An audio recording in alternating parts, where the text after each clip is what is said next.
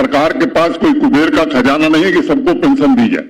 Non eligible या अपात्र व्यक्तियों को पेंशन दी जाएगी तो गरीबों को नुकसान होगा। जम्मू कश्मीर यूटी के लेफ्टिनेंट गवर्नर मनोज सिन्हा जी ने जो है वो आज पेंशन को लेकर एक बड़ा बयान दिया है, जिसमें उन्होंने कहा है कि जम्मू कश्मीर सरकार के पास कोई कुबेर का खजाना नहीं है कि वो हर किसी को जो है वो पेंशन दे सके। सबसे पहले आप इस वीडियो को देखें और अपनी राय जो है वो इस पर जरूर साझा करें। सरकार के पास कोई कुबेर का खजाना नहीं है कि सबको पेंशन दी जाए। पहले 2016 के पहले ये पेंशन 200 रुपए महीना हुआ करती थी। इस बात को मुझे लगता है आप में से अधिकांश लोग जानते होंगे। 2016 में भारत के वर्तमान प्रधानमंत्री आदरणीय नरेंद्र मोदी जी ने इस पेंशन को 200 रुपए से बढ़ाकर 1000 रुपए किया। अब कई लोगों को लगता है कि 1000 रुपया क्या है, तो एक बात हमें समझनी चाहिए कि ये वेतन नहीं है, सैलरी नहीं है, ये एक सहायता है। और 5 गुना वृद्धि भारत के माननीय प्रधानमंत्री जी ने 2016 में किया। सामान्य रूप से देश के बाकी हिस्सों में जो विधवा पेंशन है उसके लिए एक उम्र निर्धारित की गई और 40 साल के नीचे देश में कहीं पेंशन नहीं मिलती है, जम्मू कश्मीर छोड़ करके।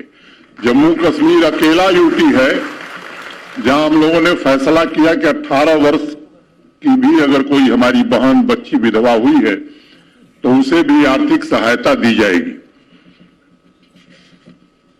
अगर मैं विकलांगों की बात करूं तो उसमें भी हम लोगों ने रियायत दी है। देश के बाकी राज्यों में जो क्राइटेरिया है वो थोड़ा मुश्किल है। ये जो लोग जिन लोगों को आज स्कूटी मिली है ये जम्मू कश्मीर में ही स्कूटी पा सकते हैं, दूसरे राज्य में नहीं पा सकते, क्योंकि इनकी विकलांगता उतनी नहीं है जो स्कूटी मैंने वाहन देने के लिए योग्य है।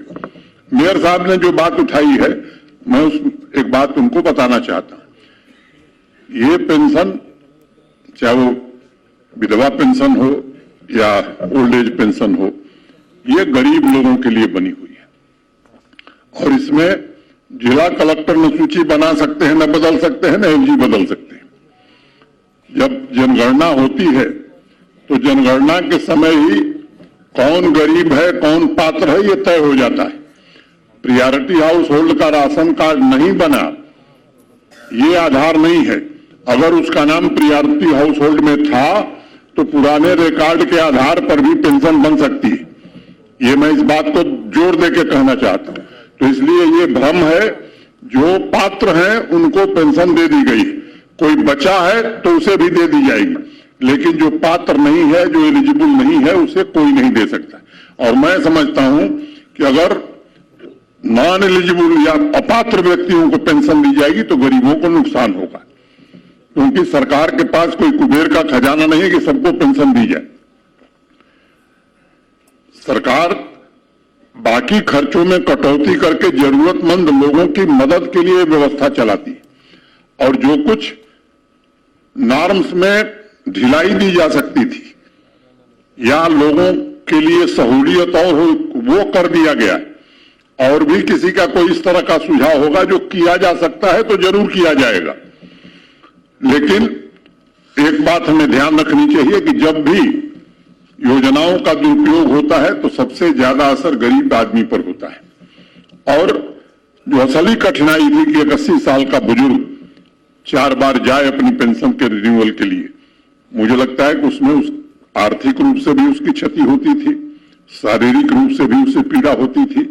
अब टेक्नोलॉजी की मदद से ऐसी व्यवस्था बना दी गई है कि घर बैठे आपके पेंशन की रिन्यूअल हो जाएगी। अब आपको कहीं जाने की जरूरत नहीं है, सारी सुविधाएं आपके दरवाजे पहुंचे, इसका प्रयत्न प्रशासन ने किया है।